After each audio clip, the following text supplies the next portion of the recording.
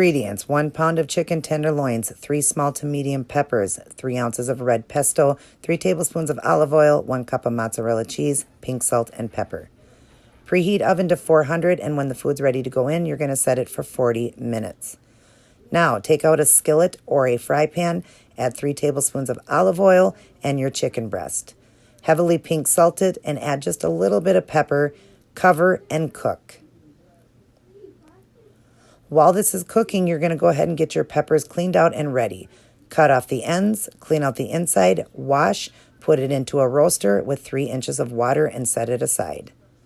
Now your chicken is ready to be flipped. Add more pink salt, a tiny bit more pepper, and cover and continue to cook.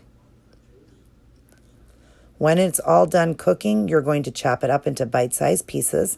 And I bought a 6-ounce jar of red pesto. I used half the jar, which is 3 ounces. Add it into your chicken, mix it around, and let it saute for a little bit. Once this is sauteed, you're going to add a half a cup of your mozzarella cheese and just let it cook around till it's melted. Once your mixture is melted, you are now ready to stuff your peppers. Stuff the mixture into 3 peppers, cover it, and stick it in the oven for 40 minutes. Once it's all done, you are going to pull it out of the oven. You are going to add the other half cup of mozzarella cheese, split between the 3 of them, stick it back in without the cover, and just let it cook for about 2 minutes to melt down.